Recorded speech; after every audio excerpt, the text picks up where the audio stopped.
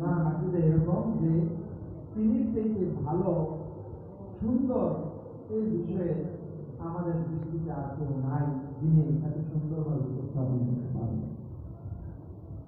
যেহেতু এটা একটা একাডেমিক আলোচনা, মানে এটা ওয়ার্ল্ড ম্যানেজমেন্টের মতো আলোচনা না, কাজে আমাদেরকে কিন্তু খুব মনোযোগ সহকারে ধৈর্য সহকারে বসতে হবে।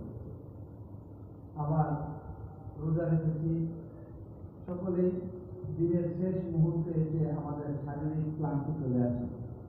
এই দুইটা বিষয় বিবেচনা করে আমরা যতটা সহজ এবং অল্প সময়ের মধ্যে শেষ করা যায় এই আলোচনাটা আমরা উপস্থাপন করব।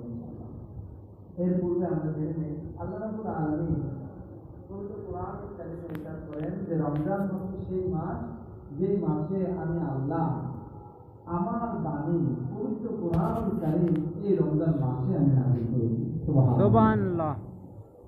রমজান মাসে যে আল্লাহ রাব্বুল আলামিন পবিত্র কোরআনুল কারীম নাযিল করেছেন, সেই জন্য বিজ্ঞজন বলে থাকেন যে রমজান হুয়া শাহরুল কারীম লিল ইবাদাত।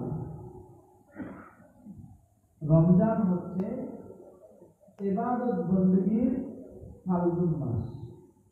রমজান হচ্ছে ইবাদত বندگির কি মাস? ফাল্গুন মাস। ফাল্গুন কেন বলা হয়েছে এখানে? ফাল্গুন কেন বলা হয়েছে? কারণ ফাল্গুন মাসে বসন্ত এবং সবচেয়ে বেশি এই মাসেই ফুল ফোটে। কি ফোটে? ফুল ফোটে। প্রকৃতির মধ্যে সুন্দর রং এই মাসেই সবচেয়ে বেশি দেখা যায়। প্রকৃতির জন্য ফাল্গুন মাস হচ্ছে রং বেরঙের মাস, সৌন্দর্যের মাস। আর আবেদ বান্দার জন্য, ইবাদত গুজার বান্দার জন্য, ইবাদত করেওয়ালার জন্য রমজান হচ্ছে এরকম ফাল্গুন মাস। সুবহানাল্লাহ। তো রমজান হচ্ছে ইবাদত বندگির সবচেয়ে মুখ্য সময়, ইবাদত বندگির সবচেয়ে উপযুক্ত সময়। এই মাসে বান্দা কি করে? সারা দিন না খেয়ে থাকে এবং রাতের বেলা দাঁড়িয়ে দাঁড়িয়ে আল্লাহ রাব্বুল আলামিনের জন্য কিয়াম করে।